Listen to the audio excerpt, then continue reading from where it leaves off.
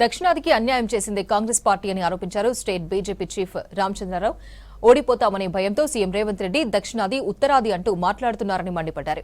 రిజర్వేషన్లకు కాంగ్రెస్ వ్యతిరేకమని విమర్శించారు. మహిళా బిల్లును ఎవరూ అడ్డుకోలేరన్నారు. మహిళా బిల్లు వేరు, డీలిమిటేషన్ బిల్లు వేరన్నారు. మహిళా బిల్లుతో ఎవరికీ నష్టం జరగదన్నారు. అంబేద్కర్ ను ఎన్నికల్లో ఓడించిందే కాంగ్రెస్ అన్నారు. బీజేపీ అధికారంలోకి వచ్చాకే అంబేద్కర్ కు భారతరత్న ఇచ్చినట్టు చెప్పారు. కులం మతం పేరుతో ప్రజలను రెచ్చగొట్టిందే కాంగ్రెస్ అని అన్నారు రామచంద్రరావు. రాహుల్ గాంధీ గారు ముఖ్యంగా చేతిలో రాజ్యాంగం పట్టుకుని తిరుగుతా ఉన్నారు. ఇటు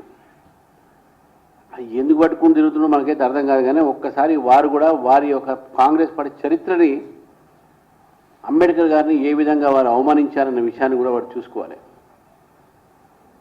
భీమ్రావ్ అంబేద్కర్ గారి యొక్క ఏదైతే ప్రయత్నం అయితే అయిందో, వారి ప్రయత్నం వల్లనే మనకు ఈరోజు రిజర్వేషన్స్ కానీ, బడుగు బలహీన వర్గాలని మొదటి స్థానంలో తీసుకొచ్చే ప్రయత్నం కానీ, లేకపోతే ఈరోజు సమాజంలో అసమానతని మనం తొలగించడానికి ప్రయత్నం చేయాల్సిన అవసరం ఉన్నది.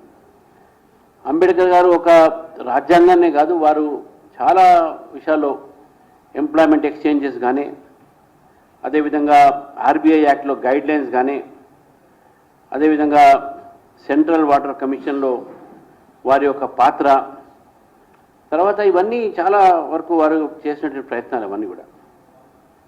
మరి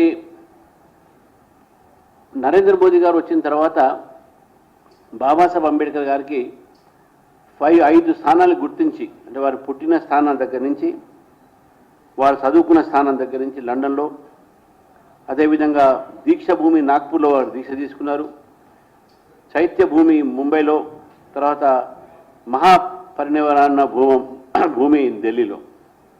ఇవన్నీ కూడా ఈ 5 స్థానాలు కూడా భారతీయ జనతా పార్టీ ప్రభుత్వం వచ్చిన తర్వాత పంచతీర్థ స్థానాల కింద ఈరోజు భారతీయ జనతా పార్టీ ప్రభుత్వం దాన్ని డెవలప్ చేయడం జరిగింది. స్వాతంత్రం రాకముందు కాంగ్రెస్ పార్టీ చేసినటువంటి కొన్ని విషయాలు మనం తెలుసుకోవాలి. అంబేద్కర్ గారిని వాళ్ళు బాంబేలో కాంటెస్ట్ చేయడానికి అలో చేయలే, వారికి వ్యతిరేకంగా క్యాండిడేట్ పెట్టారు. బాంబే ప్రెసిడెన్సీలో వారు నామినేట్ చేయకుండా వేరే వాళ్ళని పెట్టారు. అంబేద్కర్ గారిని ఓడించింది కాంగ్రెస్ పార్టీ. ఇది